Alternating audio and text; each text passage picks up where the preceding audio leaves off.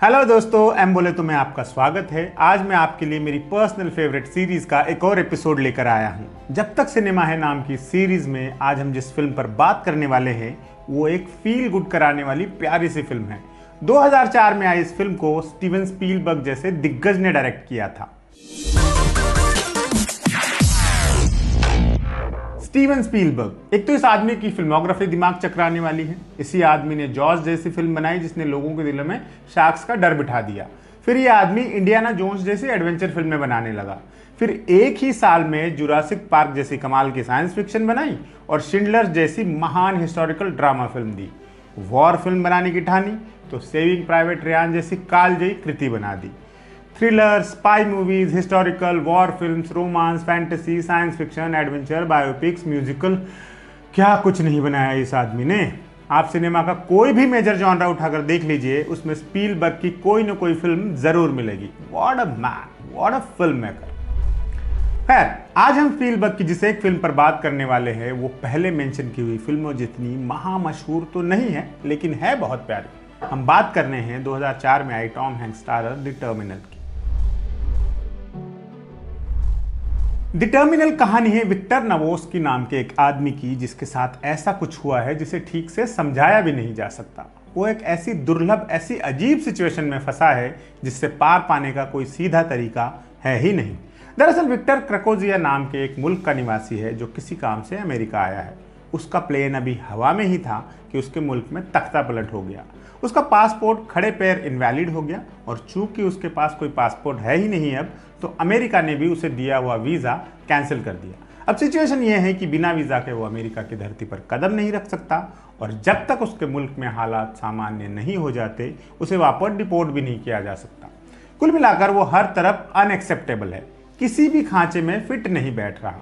इस समस्या का हल निकलने तक उसे एयरपोर्ट के ट्रांजिट लाउंज में रहना होगा। विक्टर की यह समस्या कितनी लंबी खिंचती है, एयरपोर्ट लाउंज में दिन बिताते विक्टर के आगे और कौन सी नई दिक्कतें आती हैं, वो उन सब से कैसे निपटता है और असल में वो अमेरिका किस मकसद से आया है, ये सब जानने के लिए आपको फिल्म देखनी पड़ेगी। यकीन जानिए 2 घंटों में आप कई बार मुस्कुराएंगे और एक आध बार आपकी पलकें भी भीग जाएंगी। द टर्मिनल विक्टर जैसे सच्चे, ईमानदार और मासूम आदमी की नज़र से दुनिया को देखने की कोशिश है। ये फिल्म इमिग्रेशन की व्यावहारिक समस्याओं पर भी बात करती है और अमेरिकन सिस्टम के लूप होल्स पर टिप्पणियां भी करती है। इसे देखकर कुछ ये भी समझ में आता है कि क्यों लोग डंकी जैसे खतरनाक तरीके इस्तेमाल करके भी अमेरिका जाना चाहते हैं। हर बार की तरह इस बार भी ये बता दें कि आगे स्पॉयलर्स हैं। सीन 1। फिल्म में एक सीन है जब एक रशियन आदमी को एयरपोर्ट पर डिटेन किया जाता है।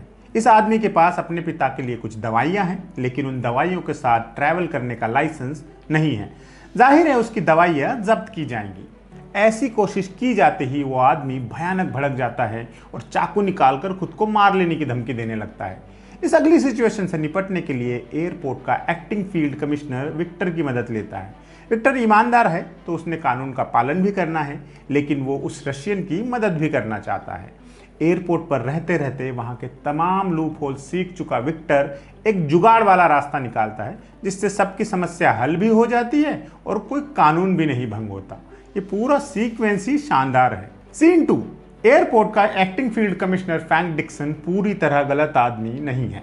कई बार वो विलन लगता है, लेकिन असल में वो महज एक नियमों से बंधा अधिकारी है जो निजी तौर पर विक्टर का बुरा नहीं चाहता। फिल्म में एक सीन है जब फ्रैंक खुद नियमों में एक लूप होल खोज निकालता है और उसकी मदद से विक्टर को लाउंज की कैद से आज़ाद कराना चाहता है। विक्टर को बस इतना करना है कि फ्रैंक द्वारा ऑफिशियली पूछे जा रहे एक सवाल का झूठा जवाब देना है, लेकिन सच्चा विक्टर झूठ बोलने से इनकार कर देता है। उसे अंतहीन इंतजार कबूल है, लेकिन झूठ बोलना नहीं। फ्रैंक और विक्टर की वो बातचीत फिल्म का एक दमदार सीन है। फिर आता है फिल्म का क्लाइमैक्स सीन जो आपको खुश करके रख देगा। असल में विक्टर जिस मकसद से अमेरिका आया है वो भी इमोशनल करने वाला है। आप और पूरा एयरपोर्ट लाउंज उसकी कामयाबी की दुआ करते हैं। फिल्म में एक एयर होस्टेस से जुड़ा रोमांटिक एंगल भी है जिसमें सशक्त अभिनेत्री कैथरीन जेटा-जोन्स ने कमाल का काम किया है। फिल्म में 1-2 अतार्किक ड्रामाई चीजें भी हैं, लेकिन उन पर फिल्म की फील गुड टोन भारी पड़ जाती है।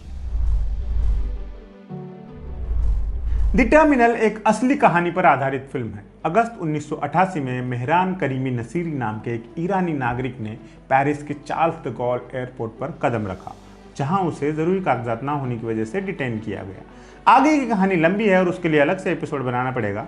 फिलहाल इतना जान लीजिए कि उस दिन के बाद से पेरिस एयरपोर्ट मेहरान नसीरी का घर बन गया, जो आगे 18 साल तक बना रहा। 2006 में जब उनकी तबीयत बिगड़ी तो उन्हें वहां से हटाया गया। 2022 के अक्टूबर महीने में उनकी एयरपोर्ट पर फिर वापसी हुई और अगले ही महीने उनकी उसी लाउंज में हार्ट अटैक से डेथ हो गई, जहां उन्होंने अपने जीवन के 18 साल बिताए थे। विक्टर नवोस्की का किरदार लूजली उन्हीं पर बेस्ड है। इसके राइट्स खरीदने के लिए प्रोडक्शन कंपनी ने उन्हें पैसे भी दिए थे।